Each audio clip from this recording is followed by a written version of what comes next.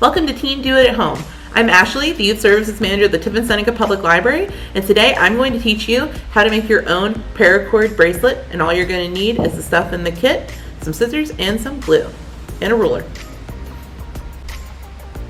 In your kit, you will have a piece of paracord and 2 pieces of a buckle.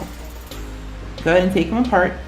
We're going to start by attaching our paracord to one of the buckles. It doesn't matter which one you attach it to first. To start with, you're going to take your paracord, find the ends, and fold it in half. Take the loop at your half and thread it through your buckle. Pull it through a little bit, and then you're going to flip the buckle through the loop. This will create a loop that attaches your buckle. Alright, after you attach the buckle, you need to measure around your wrist. I found the easiest way to do this, if you don't have a flexible measuring tape, is to just take part of the paracord, put it around your wrist, and measure it by just seeing where it's comfortable on your wrist. I wouldn't make it too very tight. Hold it and then pull out a ruler. And then measure how big your wrist is around. See, mine is about 8 inches. So now knowing that, we can attach the other side of the buckle. Like I said, you can attach the sides in either order. I'm attaching the prong side right now. Make sure your bracelet is in a way that your prongs can attach properly. As you can see, mine is upside down. So I'm just going to flip the prongs over, so now it will attach properly. Next, we're going to take that measurement that we took, add 1 inch to it, and then we're going to measure out our bracelet starting from the end of the buckle without the prongs, going to the buckle but minus the prongs.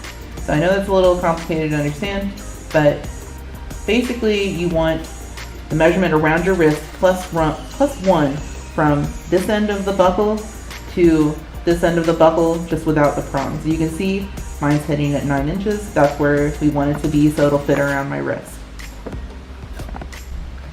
Alright, once you've measured out the length of your bracelet, then you want to start weaving. I find it easier to attach the buckle that has the strings coming from it to something, either with tape. I'm using a clipboard here, so I'm just going to attach under there to give myself a little bit of stability.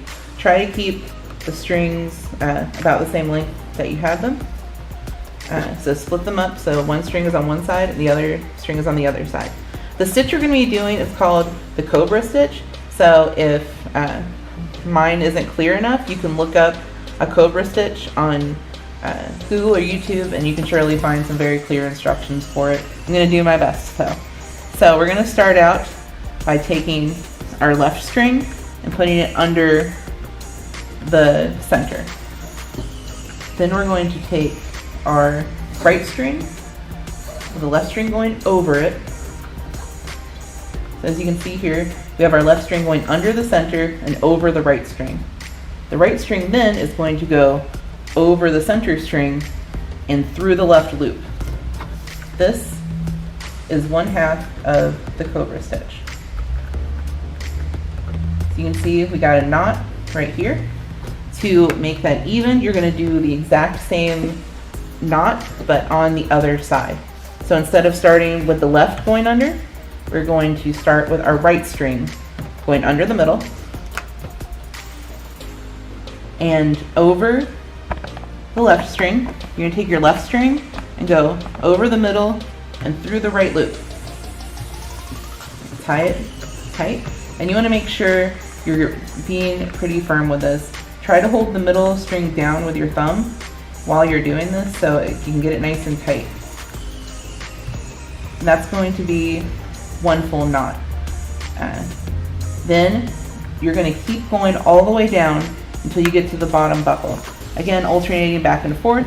So left string under the middle, over the right, right goes over the middle string through the loop.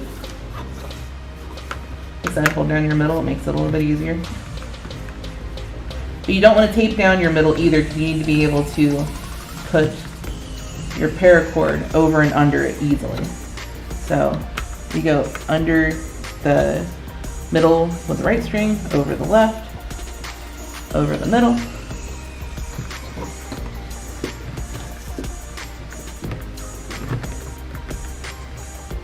And like that. We'll just continue it all the way down to the bottom. Once you do the cobra stitch all the way down the middle, you're gonna get to the bottom and make sure your stitches go all the way to the bottom. So I'm gonna do one more stitch down here to make it nice and snug against the side of the buckle. So you can't see any more of the middle except for what's on the buckle. Here you have a couple options of how you want to end your bracelet. The way I like to do it is put the ends through the bracelet, the top of the bracelet here. So your ends are going to be on the back. Have to probably shift your paracord around in there so it fits. Then from here, you are going to want to cut it down. One way you can do this is paracord is made of a type of plastic, so it can melt. If you have a lighter or an open flame, you can melt it. If you do that, be very careful. When it's still warm, you can press it down to the other paracord and it'll melt together. So you will get a seam right there. If you don't want to use an open flame, here's an alternative. So take your paracord and just tie it in a regular knot. You want to pull it really, really tight. We're going to use the magic of glue. So pull it as tight as you possibly can.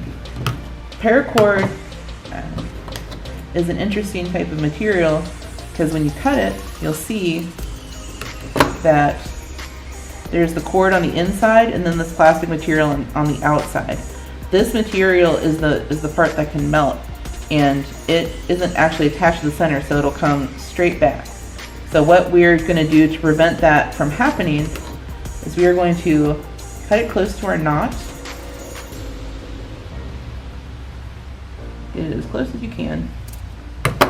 And then we are going to take some glue and we are going to cover this with glue. Now, it's sticking out a little bit. Cover it with glue really good. And I'll let it dry. Once it's dry, you can trim it up a little bit so it fits better behind your buckle.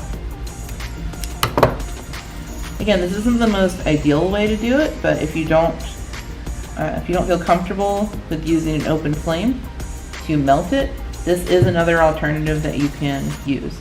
Now, like I said, you want to let that dry really, really good before you put your bracelet on.